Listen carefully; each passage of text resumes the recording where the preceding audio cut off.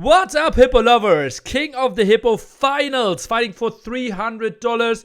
8 players here making their way into the grand finals, trying to take over this monument that generates resources for themselves. I will say King of the Hippo finals at the top, and it is free civ picks for all of you. We will go over the civilizations pretty soon.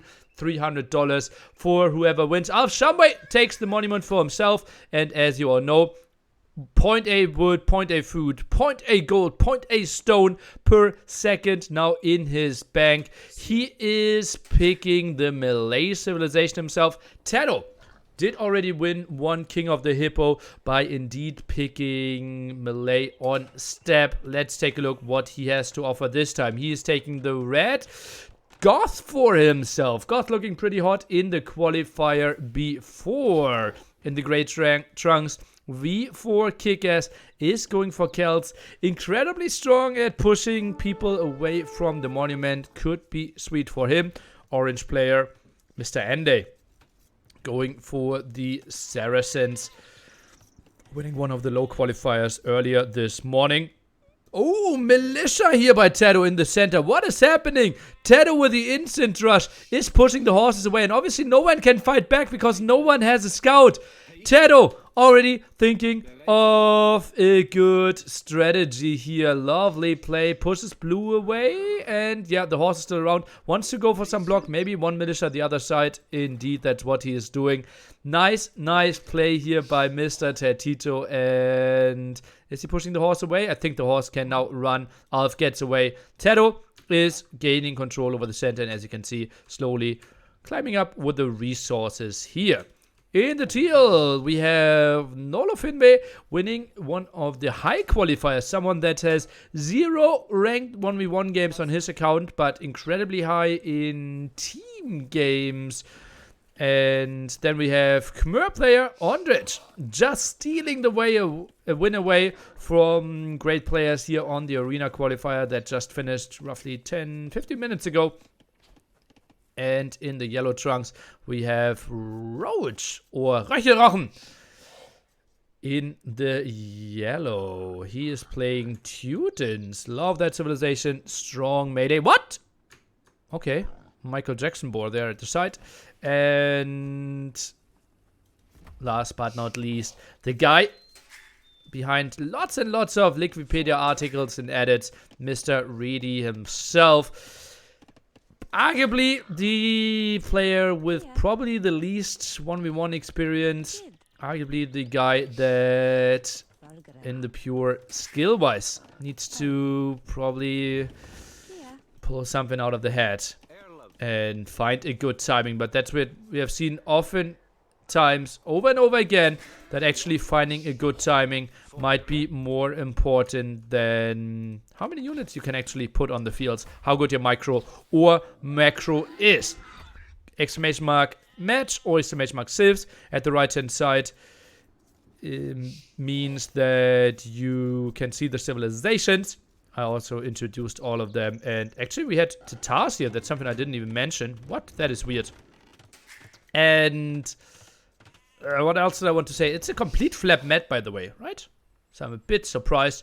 Beautiful wonder. Beautiful wonder. Mwah.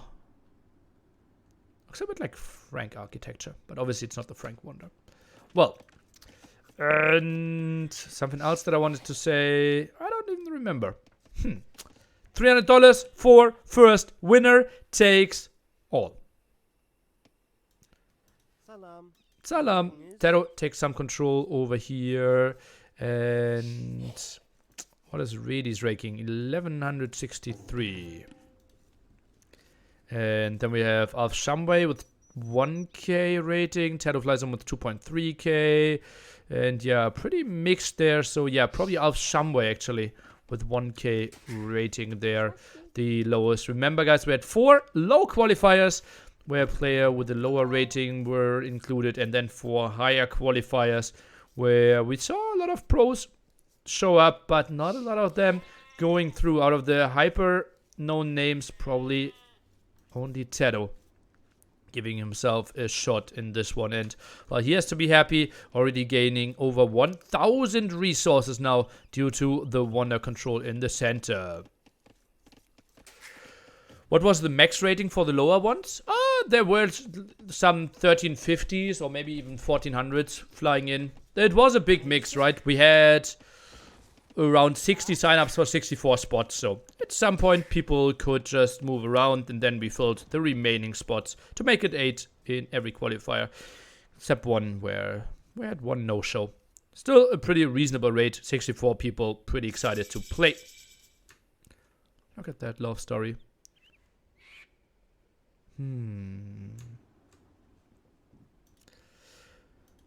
Tato goes to Feudal Age. Okay. Luckily, we have a narrator here helping me out a bit as well. It's this best of 3.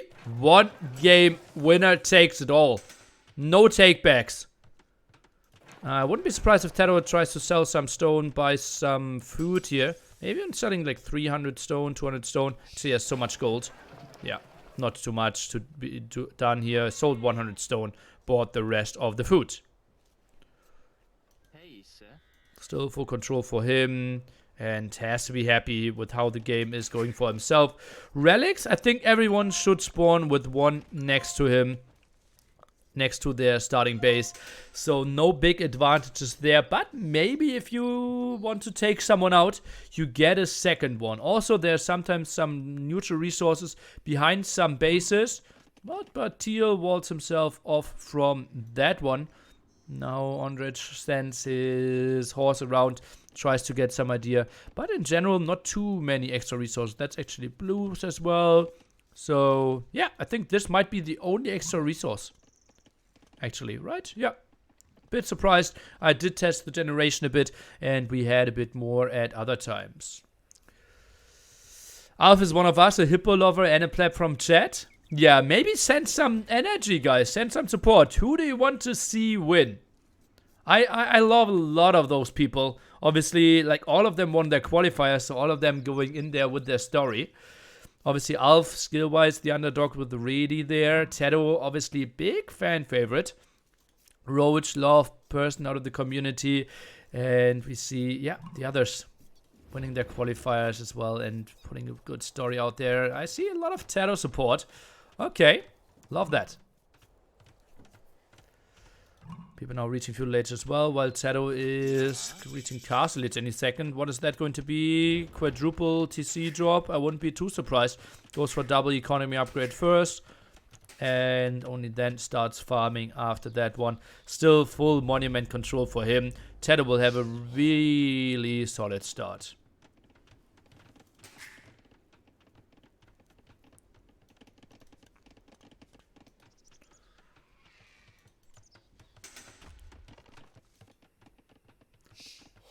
Is anyone making units? Military count 2 for Tedo. No one else trying to contest. Obviously, a knight would now take the center, but Tedo is still the only one in Castle Age. Everyone else only now advancing. Teal still in Feudal Age. Quite surprising to me what's happening here. Scoot that build order up a bit. And Gray actually still in Dark Age, so takes it really slow. Pop 31 here. Just wants to be safe. Mass amount of houses. Controls this area. No extra rest there. And plays it really slow. Purple is making Archer. Okay. So really wants to take the Wonder away. 2 Archers alone would obviously take control there. No one else really going for army. Whew. Important to stay calm for now, because later on I could just get into full screaming hippo noises again. And, well, we're trying to prevent that, obviously, later on. And that I keep my voice. I think the slow approach isn't necessarily bad in King of the Hippo. Absolutely. People know, do I want to suicide myself? Do I want to put myself with the weakened economy into the late game? Probably not. Purple actually not contesting the center, but going for some villager kills here against yellow. Could have gotten some easy kills. Oh, somebody sending a villager over. Has no other army. Is going for the boom himself. Do you think that Taro should just push middle or gain as much possible ground on his neighbors? I think the doubt approach with completely walling the center isn't that great. I think he should go for one of the later tries. What is happening here? Alf? Fighting this one off with 4 villagers, apparently.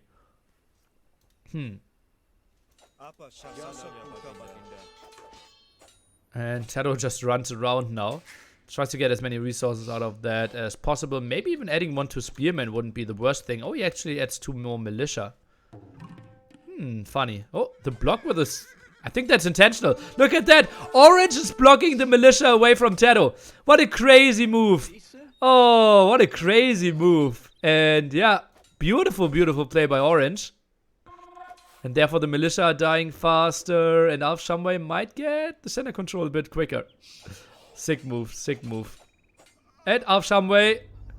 Oh no, it's still Taro's horse. Oh, this is so annoying. Oh, this is so annoying. Oh no, and Alf Shamway is just right clicking. And now all, instead of splitting them right left. Okay, now he's sending 2-2. And now Militia arriving, even goes for the man-at-arm and defense upgrade. I think Taro will control this longer. Ay, toying with them, and Alf Shamway's macro not really there to take care of that at all times. And yeah, now fully house, builds 1 house with 1 villager there. And yeah, man-at-arms pushing him away. Taro's holding the center. Ay. 52 villagers for him. Second highest is actually Ondrej with 43. No, actually, Orange. Okay. Solid stuff there with Saracens. And goes for a second monastery. That is really surprising to me. Shouldn't really get any extra relics. I think it should be exactly 1 relic per person. Taro, by the way, 60C boom. We did see him playing 90 Cs in his first qualifier. Funny moves to start this one off. Even keeps 1 man-at-arm chasing that villager. I think he could let him go as well. Wouldn't it be clever to kill Alf as Taro? He's much weaker and he can get the rest of Alf. I agree.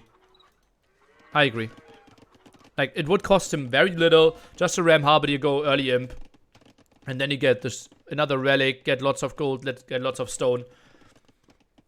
I think that could be a very reasonable thing. You probably outplay him being like the 2.4k player against the 1k player anyways. But just think about, with the bonus of the monument, you just ruffle stomp him so easily. It is 50 villagers against 78 already. Alf's resources not looking too hot. Taro, well, long production here. Now goes for the stone and gold upgrade. Something we don't see too often too early. All they had to do was make 1 archer to chase off Taro's units from center. Well, how did they know, right? You don't always know. Maybe it's walled in, and then you don't do anything. Look at that. That's the normal vision that Purple has. He sees 1 man-at-arm. Are there towers? Are there skirmishers? It's not that easy. We obviously see everything at all times, and therefore, including the caster, can pretend to be really clever. Oh, that's actually a farming TC or what? What is this TC in No Man's Land? Really weird. Really weird. Alva's playing the long game? Yeah, makes sense, right? I'm surprised how early people are picking up relics here. Just taking control over one of theirs. What is Tatar's going to do, guys? Is it just a Kashik play? Maybe Hussars with extra armor? Taro now with a solid 30 villager lead over Orange, the second one. Just crazy. But Taro, well, he's still deep in Castle Age, right? He won't try to kill anyone pretty soon. Okay, and now Purple is coming over. Taro finally pushed the wave. Only has to kill the horse. And finally we have a switch. Really can be happy that he now has the benefit of the wonder, generating some resources for himself. Hassa CA? How good are CA in those settings though? If you have the choice of all civs and all units, it's really like CA the unit where you Craigasm and think like, yeah, I need to play Tatars to get to their CA. I think Magyars are way better then. Tedder's been receiving resources for the past 20 minutes. He doesn't care about losing it now. Yeah. It's more about a victory for Reedy than a loss for Teddo, right? Teddo is sitting at 140 villagers, still continuing with the boom. He will bank up quite some resources.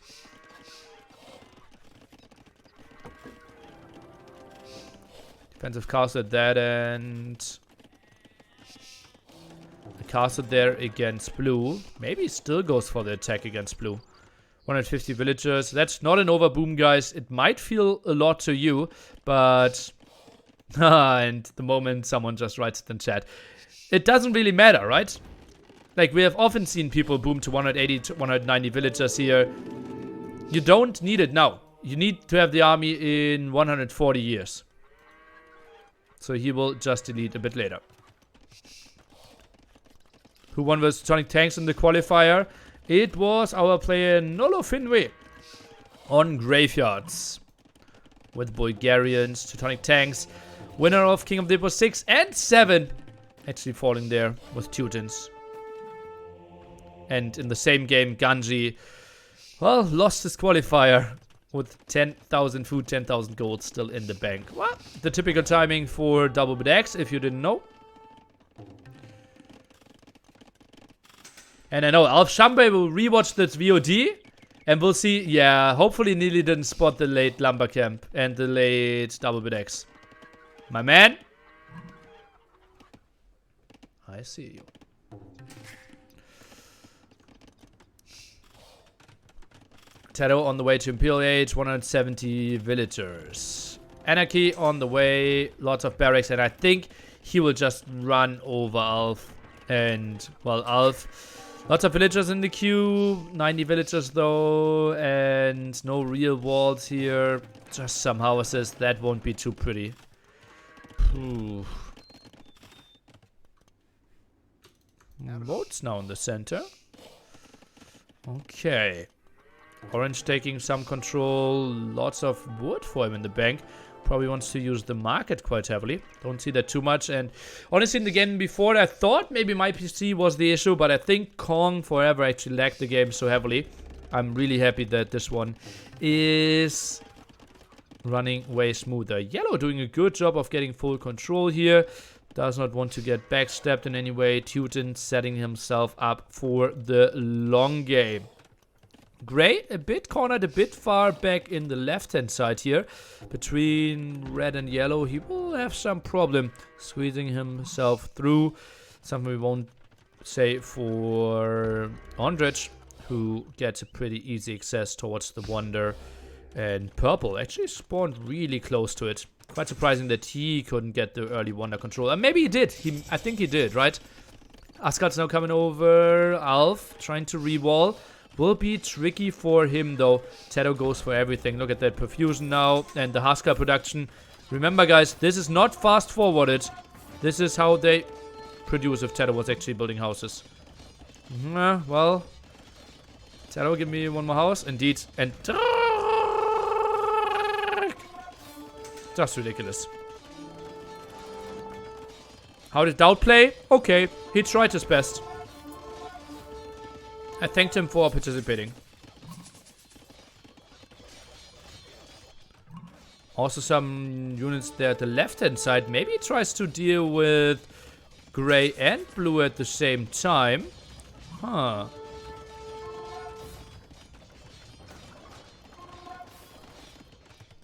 Purple still control there. Teddo now dropping some barracks. I think this is a moment where he can delete some villagers. No. 86 farmers though. And this amount of Huskals. Or just attack one person. Look at that. He's now even in orange space. That is a bit too farmer, man. Teddo, what does he see? Goes for blue a bit. Goes for gray a bit. Sends in some to orange. Wants to get some control. Some vision. So he knows where the threats might be coming from. Not the greatest spot for Alf. Obviously, spawning next to Teddo, who has the Wonder for so long. You will never ever look good here. Can you see in-game chat? Nope. The game is only out for 13 months. Do you think that should be on the priority list?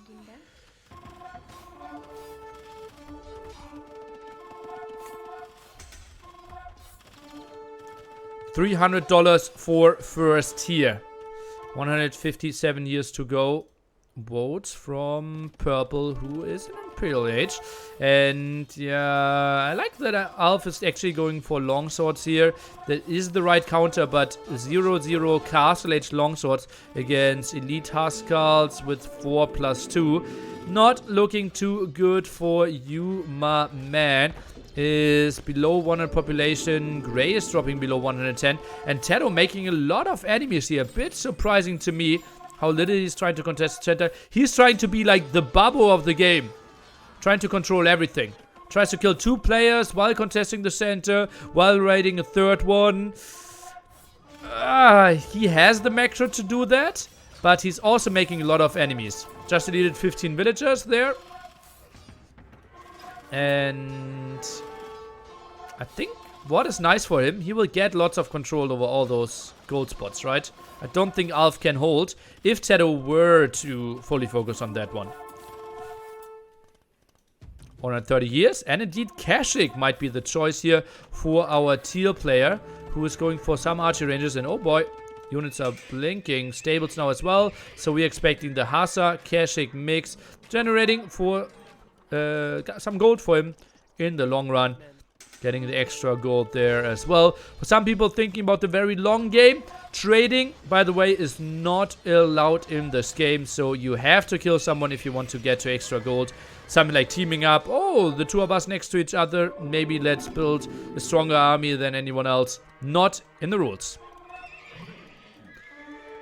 Teal now taking the Wonder for the very first time. Will benefit from some extra resources. Not the most important thing. But obviously getting some extra stone can be nice if he wants to go for more castles. Poor Blue basically out of the game here. 70 population. Trap still active. Tedo probably wants to focus down that monastery at one point. More barracks here. And Gray did defend though. Still don't really understand why Tedo tried to make the push at 2 different angles happen. Whew. King of the Hippo 8, guys. It has been lovely. 8 qualifiers with you. Those are the 8 winners of the 8 qualifiers. 4 low, 4 high. Now fighting for the $300 first place. All those villagers, I think, were even mass deleted. Tedo is in full control. This is the moment where for the last time we are jumping from 101 years to 100 years. Get some nearly years in the chat. Get some hype. This one is for all the marbles. Tedo moves in here. Left hand side against Gray. Still somewhat active there in the back. Blue with some problems there. And, well, Tedo takes over all the farmers. Doesn't really know about that one at the bottom. But that villager should probably scout that one. Tedo, well, he knows some of it. Knows some of it. Can go for some more production. And then we need to fight for the center at one point. 90 years left for Mr. Teal. But obviously no army around. Will be extremely tough for him to control this one. Mass Khmer Scorpions here with Hussars and Elephants. All the upgrades, you name it. Or actually, aren't we missing an upgrade? Shouldn't it be 14 plus 7? I think so. Heavy Scorpion now shooting. Teal, is he actually trying to engage this? Oh, this shouldn't happen. This shouldn't happen. No, that's horrible. Oh, nice split. Nice split. Perfect timing there, but oh no, you're completely getting owned there. Scorpions untouched. Elephants dealing with that one as well. Some Scorpions going down, but no. No low Finway. Just threw away all his Kashyyyk, and you can't say no low Finway without saying no. That was quite a waste and completely unnecessary to me. Not sure what he was thinking.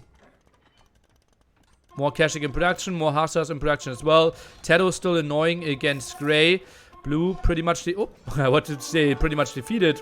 Trying to wall in those barracks. Not going to happen there. And Tedo, I'm a bit disappointed how ungreedy he is trying to take the resources here. I think should just pull every single gold villager away, which he actually did. Look at that. Not on gold here. All the gold villagers there at the other side. 25 there. I like that quite a bit. Maybe wants to go there. Next fight in the center might be happening. 57 years. Now some access, but actually there's not a single teal unit. So we will switch back. And as you all know, if it's below 100 years, it will switch back to the full 100 years again. How can Tedo deal with those scorpions though? Bombard cannons. And Huskarls running around, just trying to out-micro a bit. Could be a good option. Whew. Oh, Teutonic Knights. Hello. Roach trying to make the chat happy here. How many castles are we looking at? 5 castles in total. And Tedo will have no answer to these bad boys though. Okay, that could be lovely. Roach also taking good care of purple, taking that gold away. So it feels like purple and blue pretty much out of the game. Gray significantly put back at 50 population. For now, only 5 people having a chance to really contest the center. 1 relic up for grabs.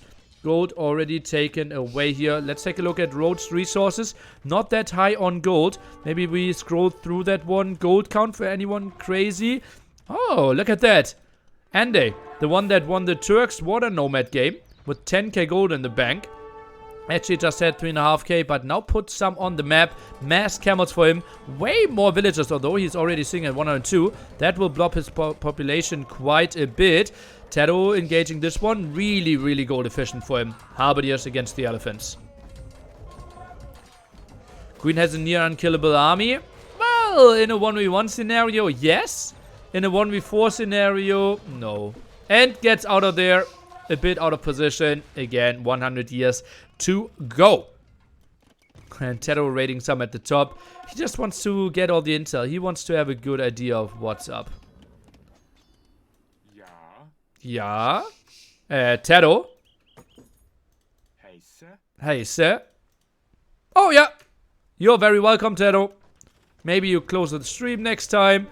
And this one I will let it slide. This time I will let it slide. Uh-oh. What is happening? No. Oh, this is not my PC, I believe. Oh, no. Oh, no. Kong forever. It's not him. Oh, God. I think that might be one of the players. Dear show in 2020, guys. PowerPoint released 1984 from Microsoft. 2021, we get the PowerPoint show in the FFA edition. Oh god, that's so bad. Let me see. Oh, it's lagging for everyone now. And yeah, they take a technical pause. That is pretty much unplayable. Phew, someone needs to fix their PC there. And guys, we are back. There were some server issues during the finals, but I did get the recorded game and we will cast it as if it is live. Let's continue. It still is somewhat laggy, but at least we can see the rest of the game.